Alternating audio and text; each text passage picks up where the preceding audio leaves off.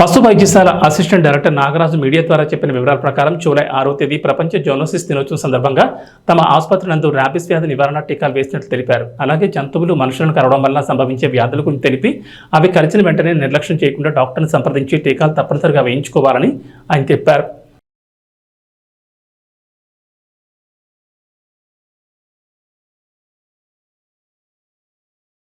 నా పేరు doctor are Nagaraju. ప్రాంతీయ పశు వైద్యశాల డోన్లో అసిస్టెంట్ డైరెక్టర్గా వర్క్ చేస్తున్నాను. ఈరోజు ప్రపంచ జూనోసిస్ దినోత్సవం.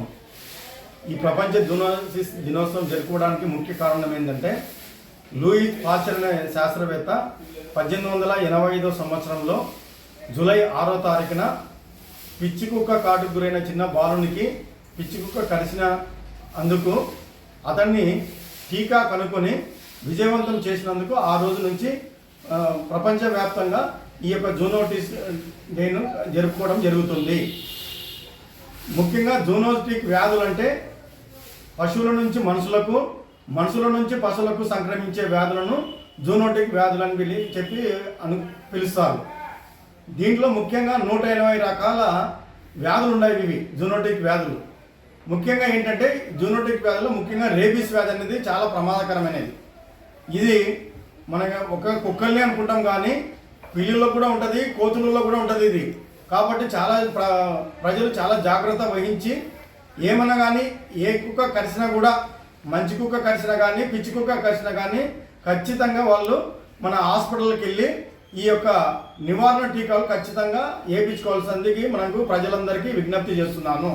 ఎందుకంటే మన డోన్ ఈ యొక్క పట్టణ ప్రాంతంలో ఎక్కువగా వీధి కుక్కలు అనేవి చాలా ఎక్కువగా ఉన్నాయి. ఒక దాదాపు 800 వరకు ఉన్నాయి.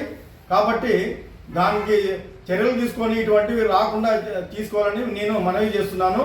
మంచి కుక్క కానీ పిచ్చి కుక్క కానీ, తర్వాత పిల్లులు కానీ, తర్వాత కోతులు కానీ జస్ట్ కొరికడం అనేది కాదు, కానీ జస్ట్ గోళ్ళతో నోటితో గీకిన కూడా ఈ యొక్క వైరస్ వ్యాప్తింది మనకు మరణానికి సంభవించడం జరుగుతుంది. కాబట్టి ఖచ్చితంగా అప్రమత్తమై ఉండి ఈ యొక్క పిచ్చి కుక్క రాకుండా ముందు జాగ్రత్తలు తీసుకుంటే ఎటువంటి ప్రాబ్లము లేదు.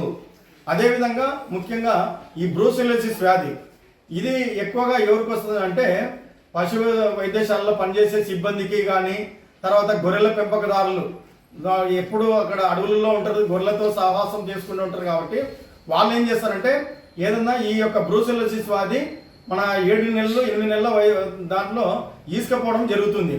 కాబట్టి వాళ్ళు ఏం చేస్తున్నారంటే ఆ ఈసుకపోయిన దాన్ని మాయని కానీ దాన్ని యొక్క పదార్థాన్ని కానీ ముట్టుకోవడం వల్ల కూడా ఇది వాళ్ళకు సంభవించే ఆస్కారం ఉంది.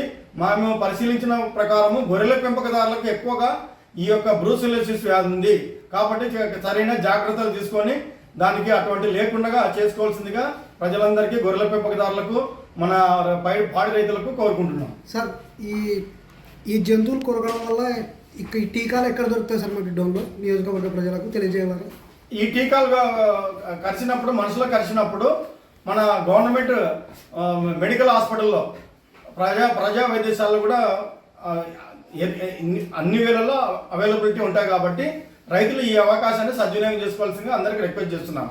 ఇది ఎందుకంటే మెడికల్ డిపార్ట్మెంట్, వెటర్నరీ డిపార్ట్మెంట్ కలిసి చేస్తున్నారు. ఇది ఎందుకంటే ప్రజా ఆరోగ్య సంబంధించినది కాబట్టి ఈ జూనోటిక్ వ్యాధుల పట్ల ప్రతి హాస్పిటల్లో కూడా వాళ్ళు కూడా మెడికల్ డిపార్ట్మెంట్ కూడా ఖచ్చితంగా ఎన్ని కావాలంటే ఎన్ని వ్యాక్సిన్ కూడా నిల్వ ఉంచడం జరిగింది.